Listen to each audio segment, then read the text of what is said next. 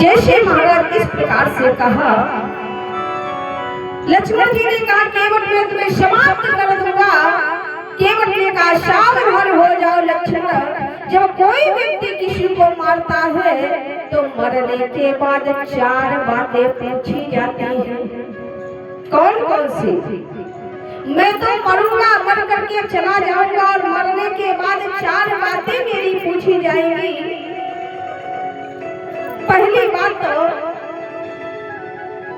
किस स्थान पर मारा गया,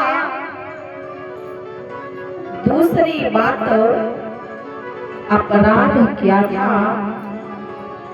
तीसरी बात गवाही कौन था, चौथी बात मारा किसने है। लक्ष्मण जी धनुष पर बाण चढ़ाए हुए खड़े हैं। केवट कह रहा है लक्ष्मण, मरने से पूर्व तुम सावधान होकर के सुनो।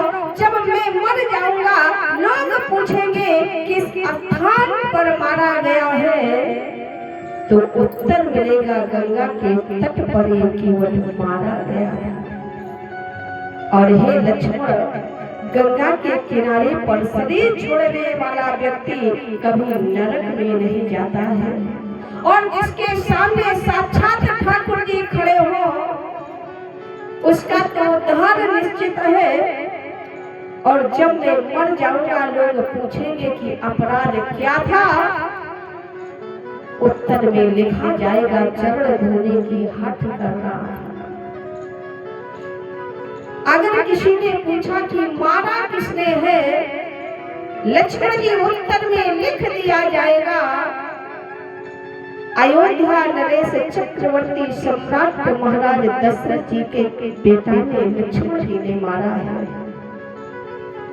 अगर किसी ने पूछ दिया गवाही कौन है, हे लक्ष्मण उत्तर में लिखा जाएगा अखिल कोट ब्रह्मांड नायक जगत प्रभु जगदाधार परम परमात्मा श्री राम जी गवाही के रूप में खड़े हुए थे। आज जैसे ही लक्ष्मण ने सुना धनुष पर चढ़ाया बाण, लक्ष्मण का तुरंत वापस तरकश में आया। आज महाराज जैसे तीर में बाण गया, राम जी मुस्कुराने लगे। लक्ष्मण, मैंने तो पहले ही कहा था इस केवट से वाद विवाद करना तुम्हारे बस की बात नहीं है, इससे तो हमें ही कहने दो और सुनने दो। आज भगवान मधुर मधुर मुस्कान से मुस्कुराने लगे। बाबा केवट, बाबा मानस में लिख रहे हैं कि सुन केवट के बैन अपने लपेटे अटपटे और बिहसे करुणाए और चिते जानती लखन तक। केवट के करारे बचनों को भगवान सुन रहे हैं, और जो ही भगवान हंसे तो केवट कह रहा है प्रभु हमको जो मन हो रहा सो कह रहे, और तुम हंस रहे हो।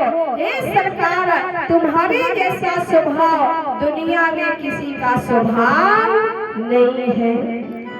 तो हमारे संत गाया करते हैं कि ऐसा सुंदर स्वभाव कहाँ पाया, राघव जी तुम्हें ऐसा किसने बनाया, राघव जी तुम्हें ऐसा किसने बनाया।